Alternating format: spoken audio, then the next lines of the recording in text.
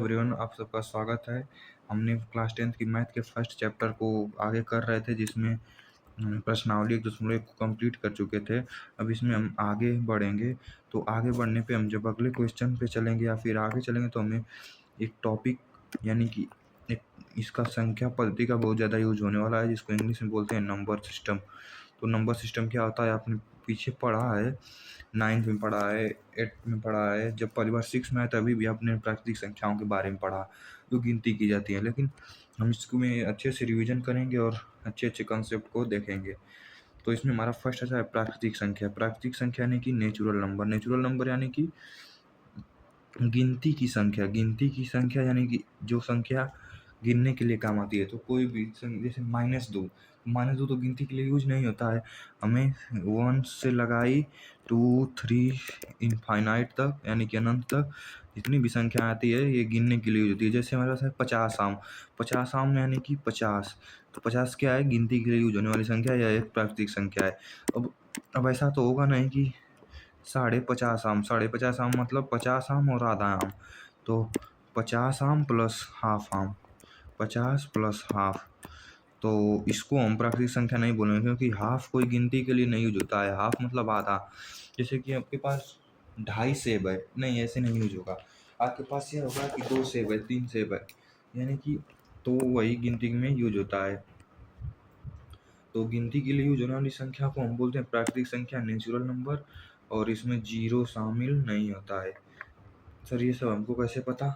ये सब परिभाषाएं हैं, ऐसा बोला गया कि इनको हम प्राकृतिक संख्या बोलेंगे, क्योंकि अब 1 से अनंत तक की संख्याएं बहुत सारी हैं। तो इनको एक नाम दे दिया गया कि इनको आज से हम प्राकृतिक संख्या बोलेंगे। इसमें दशमलव, ऋणात्मक नहीं, और इतना तक कि इसमें शून्य भी शामिल नहीं होता है, जीरो भी शामिल नहीं होता है। प्राकृतिक संख्या में जीरो भी शामिल नहीं होता है। अब हमारा अगला आता है दूसरा, जो कि है पूर्ण संख्या, होल नंबर। होल यही बोल रहा है, पूर्ण यानी कि कंप्लीट। तो कंप्लीट में हम प्राकृतिक संख्या में जब जीरो को भी ले लेते हैं तो उसको हम होल नंबर यानी कि पूर्ण संख्या बोलते हैं। कैसे? कि जैसे कि हम बोलेंगे कि 0, 1, 2, 3 ये हमारे हो गए होल नंबर। अब कोई पूछे कि पूर्ण संख्याएं कितनी होती हैं, तो पूर्ण संख्या होती है अनंत। कितनी होती हैं? अनंत। आपसे कोई पूछे कि प्राकृतिक संख्याएं कितनी होती है, तो प्राकृतिक संख्याएं भी अनंत होती है। इनकी हम गिनती नहीं किए कर सकते। लास्ट गिनती नहीं कर सकते मतलब ये नहीं बता सकते कि ये कितनी होती है, असंख्य होती है। अनंत नहीं, असंख्य अच्छा रहेगा, असंख्य होती है। और इनमें अंतर क्या है?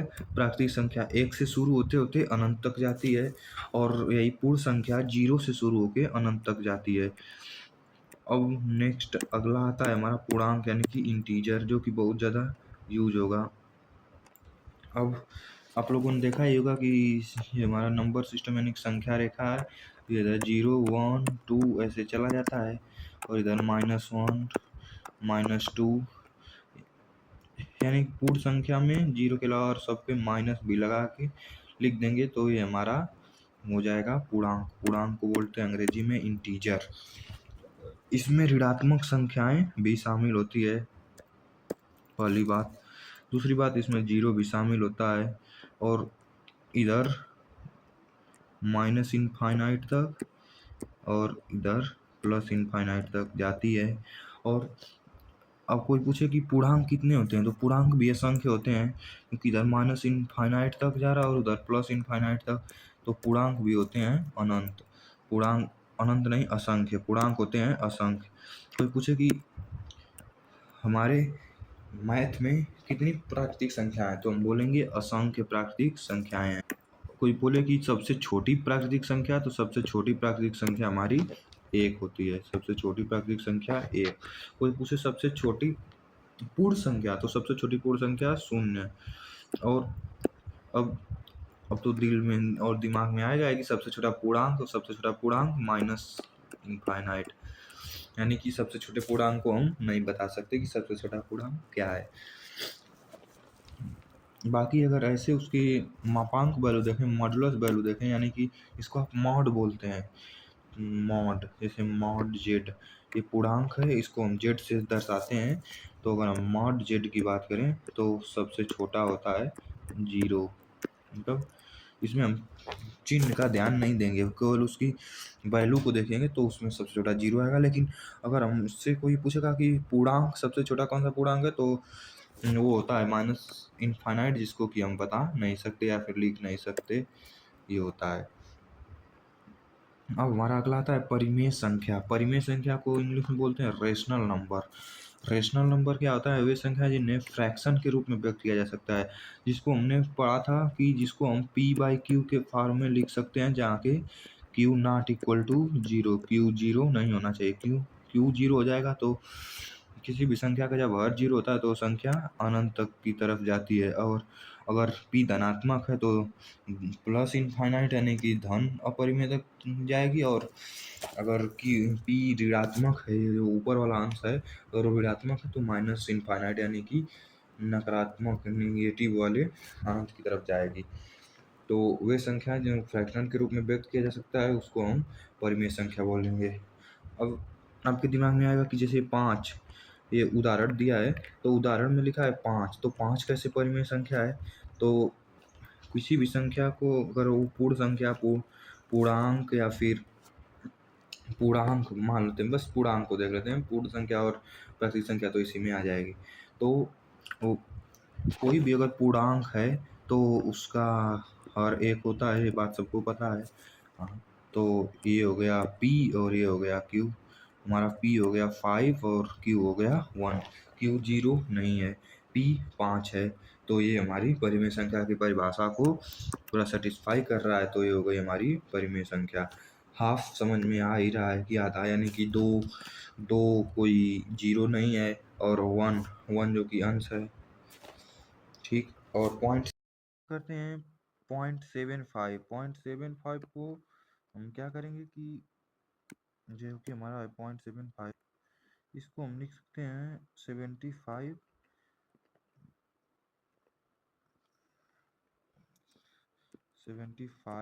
बाई 100। ऊपर नीचे 100 से मल्टीप्लाई करेंगे तो 25 तियाँ 75 और 25 चौको 100, ये हमारा 3/4 आ गया। तो 0.75 हमारा 3/4 आ गया, जिसमें ये हमारा Q हो गया और 3 हमारा P हो गया। तो Q की वैल्यू 4 है जो कि 0 नहीं है, P की वैल्यू 3 है जो कि कोई इंटीजर हो सकती है या नहीं भी, हाँ इंटीजर हो सकती है, कोई भी इंटीजर हो सकता है P। तो इस प्रकार से हमारा 0.75 को हम P बाई क्यू के फॉर्म में लिख लिए, तो ये हमारा परिमेय संख्या हो गया। और जिन्हें भिन्न के रूप में व्यक्त नहीं किया जा सकता, जैसे रूट टू की वैल्यू अब जब निकालेंगे तो आप निकालते जाएंगे, जब आप निकालते जाएंगे रूट टू की वैल्यू भाग विधि से जब निकालेंगे वर्गमूल से, तो आप पाएंगे कि ये अशांत अनावर्ती है। मतलब इसका प्रसार होता जाएगा होता जाएगा होता जाएगा। इससे कितना होता है, 1.4142 होता है, 1.4142 होता है, तो ये होता जाएगा, रुकेगा नहीं।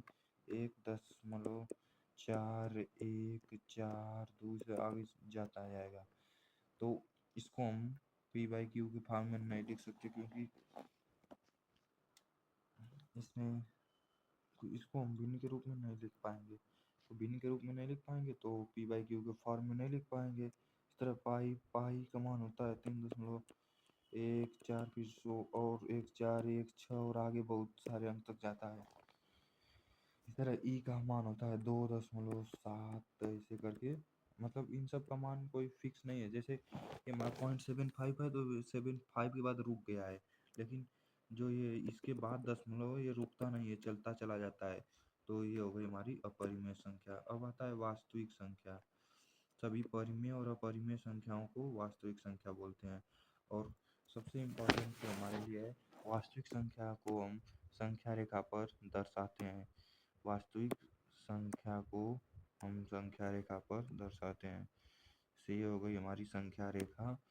तो इस पे जो इसको भी हम दर्शाते हैं, यहाँ 0 1, इधर -1, और जिसको भी हम संख्या रेखा पर दर्शाते हैं वो हमारी वास्तविक संख्या होती है। अब परिमेय अपरिमेय अभी आपको समराइज करूँगा तो अच्छे से क्लियर हो जाएगा। यहाँ जैसे यहाँ पे 0.5, यहाँ पे 0.1, इस तरह से आता है। ये सब हमारी वास्तविक संख्या होती है, रियल नंबर होती है। अब आती है एक तो काल्पनिक संख्या। जैसे आप लोगों ने पढ़ा होगा कि जैसे रूट के अंदर -5, इसको हम बोलते थे अपरिभाषित है, मतलब ये अभी परिभाषा नहीं है। लेकिन जब 11th में जाएंगे तो इसको अयोटा से करके इसको 5 अयोटा लिखा जाएगा। इसके बारे में हमें भी जानने की कोई ज़रूरत नहीं है, हमारे सिलेबस में नहीं है 10th तक। अगर कोई 11th में मैथ लेगा तो पढ़ेगा, बायो लेगा तो नहीं पढ़ेगा, इसलिए इसको छोड़ देते हैं, ये हमारे काम का नहीं है। अब आपको इधर आते आते कन्फ्यूजन जैसा हो गया होगा, तो इस कन्फ्यूजन को दूर करने के लिए मैंने एक यहाँ पे चार्ट फ्लो बना दिया है। इसको आप भी अच्छे से देखेंगे तो आपको समझ में आ जाएगा। इसके बाद आपको सारी बातें अच्छे से क्लियर हो जाएंगी। इसमें सबसे छोटी संख्या, मतलब सबसे बीच में जो उसको हमने रखा है वो है प्राकृतिक संख्या। अभी इसमें रिवीजन भी हो जाएगा। प्राकृतिक संख्या वो संख्या होती है जो कि गिनती की जाती है 1 2 3 4 से अनंत तक। फिर अगला आता है पूर्णांक। पूर्णांक इसके बाद मतलब प्राकृतिक संख्या के बाद आता है पूर्ण संख्या, जिसमें हम जीरो को भी शामिल कर लेते हैं। फिर जीरो के बाद अगर हम माइनस वाले को भी ले लें, जैसे माइनस इन्फिनिटी से -2 -1 0 1 2 से लगाए फिर अनंत तक, तो इसे हमारा हो जाता है पूर्णांक। इससे क्या पता चलता है, पूर्णांक के अंदर ही प्राकृतिक संख्या है। देखो यहाँ से इसके बाद प्राकृतिक संख्या शुरू हो गई है।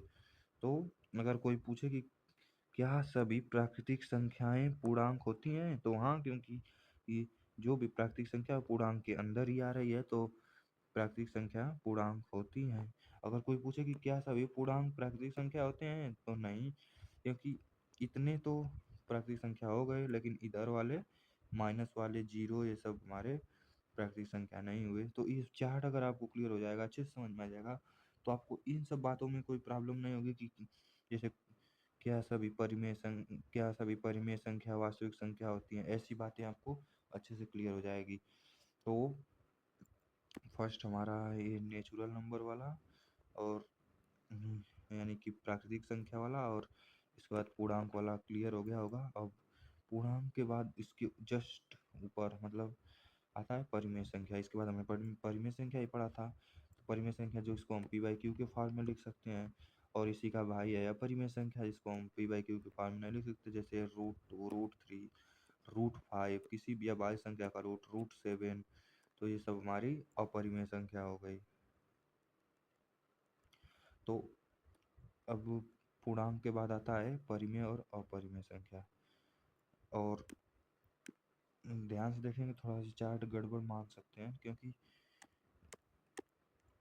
यहाँ से ऐसे होना चाहिए।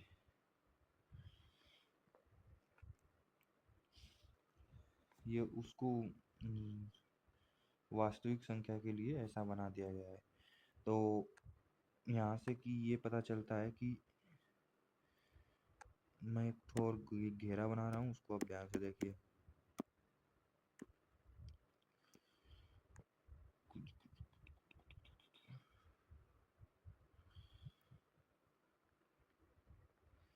जो रेड वाला घेरा है इसको देखिए।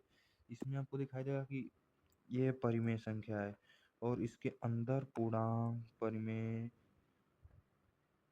नहीं, पूर्णांक प्राकृतिक ये सब आती है। तो इससे पता चलेगा कि परिमेय संख्या के अंदर ही पूर्णांक प्राकृतिक संख्या, मतलब अगर आपसे कोई पूछे कि क्या एक यानी कि 1, क्या 1 जो एक है वो परिमेय संख्या है, यस, क्योंकि ये परिमेय संख्या ही है। इसका मतलब अगर कोई पूछे क्या सभी पूर्णांक परिमेय संख्या होते हैं, यस, सभी पूर्णांक परिमेय संख्या होते हैं। अगर आपसे कोई पूछे सभी प्राकृतिक संख्या परिमेय संख्या होती है, हाँ, सभी प्राकृतिक संख्या परिमेय संख्या होती है। और एक तो अलग से जोन इसका है अपरिमेय वाले का, ये अपरिमेय संख्या, ये इसका अलग जोन है, अपरिमेय संख्या का अलग जोन है। तो अगर कोई पूछे कि क्या सभी प्राकृतिक संख्या अपरिमेय संख्या होती है, तो नहीं, सभी प्राकृतिक संख्या अपरिमेय संख्या नहीं होती। यहाँ आपको थोड़ा कंफ्यूजन होगा, लेकिन इसको ध्यान से सुनिए। ये यहाँ तक तो क्लियर ही होगा कि सभी प्राकृतिक संख्या पूर्णांक होती है, क्योंकि प्राकृतिक संख्या 1 2 3 से अनंत तक जाती है, और ये पूर्णांक माइनस अनंत से -2 -1 0 को सम्मिलित करते हुए 1 2 3 से अनंत तक जाता है। तो इतना हमारा परिमेय आ गया, तो सभी परिमेय संख्या पूर्णांक होती है। ये बात क्लियर हो गई होगी। इसी तरह से अगर हम पूर्णांक को और प्राकृतिक संख्या को देखें तो इसको हम पी बाई क्यू के फॉर्म में लिख सकते हैं, क्योंकि जैसे हमारे पास -2 है तो इसको -2/1 लिख सकते हैं। तो यहाँ से ये भी पता चल गया कि सभी पूर्णांक परिमेय संख्या है। तो इससे पता चला कि परिमेय संख्या के अंदर ही पूर्णांक और प्राकृतिक संख्या आ जाते हैं, और परिमेय संख्या के बाद का एक भाग होता है अपरिमेय संख्या। और अब इन दोनों को अगर हम मिला देंगे, जैसे √2 √3 यानी कि सभी अभाज्य संख्या का स्क्वायर रूट, पाई पाई ई ई जो है नेपियर्स कांस्टेंट इसको हम देखेंगे जब लॉग पढ़ेंगे। तो लॉग हमारे 10th तक के सिलेबस में नहीं है। ऐसे देखा जाए तो एनसीईआरटी के हिसाब से 11th के सिलेबस में भी नहीं है, लेकिन अगर आपका मैथ्स आगे पढ़ेंगे तो इसमें पढ़ेंगे। ई हमारा नेपियर्स कांस्टेंट होता है। अभी इससे आपका कोई लेना देना नहीं है। अब हमने देखा कि यहाँ पे दो भाई आए। कौन कौन से? परिमेय यानी कि रेशनल और इरेशनल। एक हो गया इरेशनल, एक हो गया रेशनल। रेशनल को बोलते हैं परिमेय और इरेशनल को बोलते हैं अपरिमेय। तो परिमेय और अपरिमेय दोनों भाई समझो। अब क्या हुआ कि ये इसके अंदर हमने देखा कि -2 -3 -1 0 1 2 से अनंत तक, इधर माइनस अनंत तक। तो क्या हुआ कि और इधर √2 √3, तो इसको हमने एक संख्या रेखा पर दर्शा दिया। इसको हमने एक संख्या रेखा पर यानी कि नंबर लाइन पर दर्शा दिया, यानी कि प्रदर्शित कर दिया। तो ये हमारी नंबर लाइन हो गई। तो इसमें हमने क्या किया कि ये हमारा सेंटर पे 0 ले लिया इधर, फिर हमने यहाँ पे 1 2 इधर -1 -2 से लगाए, इधर अनंत तक चले गए और इधर भी अनंत तक चले गए। इधर 1 2 इधर -1 -2। और तो अब जैसे अपरिमेय संख्या थी √2, तो √2 की वैल्यू थी 1.41 4142। तो ये 1 हो गया, 1.4 इधर 1.5 आएगा बीच में इन दोनों के, और यहाँ मान लेते हैं कि ये √2 है। तो इस पे हमने अपरिमेय और परिमेय दोनों संख्याओं को दर्शा दिया, और अपरिमेय और परिमेय दोनों संख्याओं को मिला के हम बोलते हैं परिमेय और अपरिमेय दोनों संख्याओं को मिला के हम बोलते हैं, इसको बोलते हैं वास्तविक संख्या।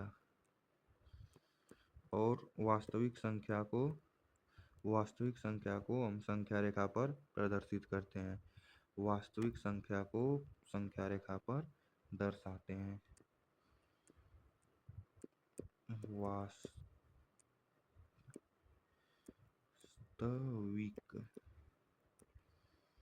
वास्तविक संख्या, और इस वास्तविक संख्या को हम संख्या रेखा पर दर्शाते हैं। और इस वास्तविक संख्या के अंदर रेशनल यानी कि परिमेय और इरेशनल यानी कि अपरिमेय संख्याएं आती है। अब यहाँ पे आपको थोड़ा सा खिचड़ी पकी होगी, इसका एक बार समराइज कर देते हैं। और इस सब के बाद हमारा एक आएगा टॉपिक जिसको बोलते हैं सहभाज्य संख्या। इसके बाद हम सहभाज्य संख्या को देखेंगे जिसका यूज होगा चैप्टर में। तो इसको एक बार समराइज कर लेते हैं, इसके बाद देख लेंगे उसको, फिर हमारा लेक्चर कंप्लीट हो जाएगा। तो हमारा आता है कि सर सबसे शुरू करते हैं प्राकृतिक संख्या से। गिनती की जाने वाली संख्या जिसको कि 1 से शुरू होकर अनंत तक जाती है उसको प्राकृतिक संख्या बोल दी है। फिर सर हमने 0 को भी ऐड कर दिया तो उसको पूर्ण संख्या बोल दिया। फिर आया सर हमने माइनस अनंत से लेके अनंत उधर प्लस अनंत तक, इसमें सभी -2 -3 ऐसे संख्याओं -1, फिर 0, फिर सारे के सारे प्राकृतिक संख्याओं को जब लिख दिया तो उसको हमने पूर्णांक बोल दिया, इंटीजर बोल दिया। फिर सर हमने आगे बढ़ा तो जो भी संख्या p/q के फॉर्म में लिखी जा सकती थी उसको परिमेय संख्या बोल दिया।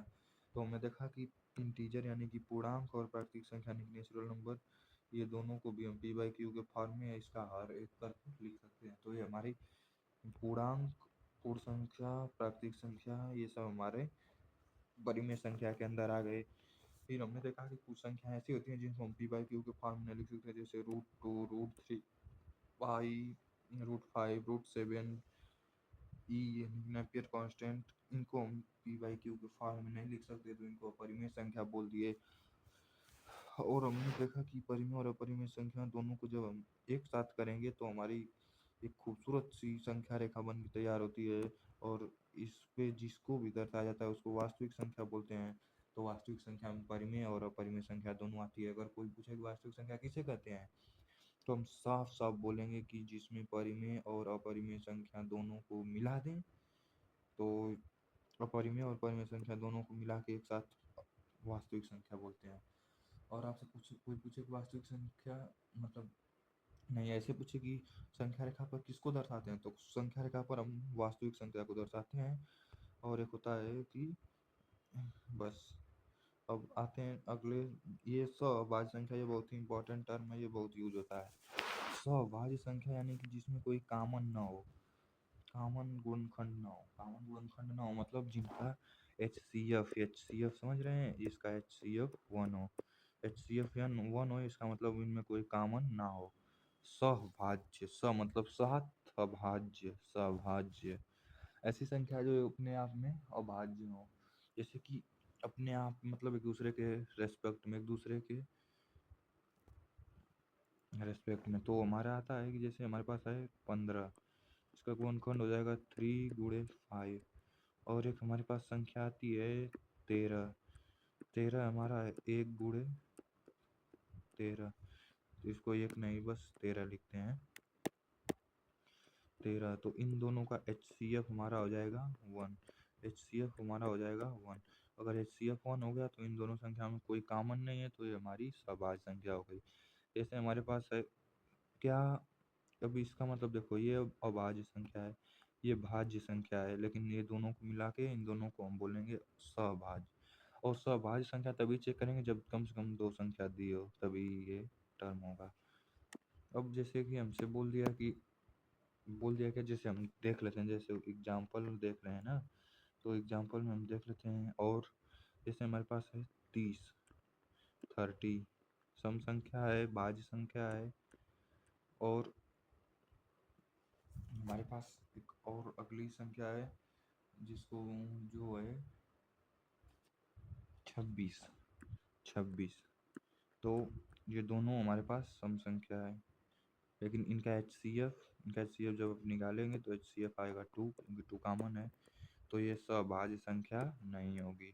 ऐसी संख्या जिसमें कोई कॉमन ना हो, जिनके गुणनखंड में कोई कॉमन ना हो, या जिसका HCF 1 हो, उनको हम सभाज्य संख्या बोलेंगे। जैसे कि हमारे पास है 21, 21 है और 25 है, ये दोनों भाज्य संख्याएं हैं, कोई अभाज्य नहीं है, ये दोनों भाज्य संख्याएं हैं। तो इनमें ये हो जाएगा 3 × 7, ये हो जाएगा 5 × 5। इन दोनों का HCF 1, तो संख्या हो गई सहभाज्य। तो ये हमारी सहभाज्य संख्या हो गई। तो आज के लिए इतना ही। अब हम लोग मिलेंगे अगली क्लास में, तब तक आप लोग इसको अच्छे से रिवाइज कर लेना। Bye bye.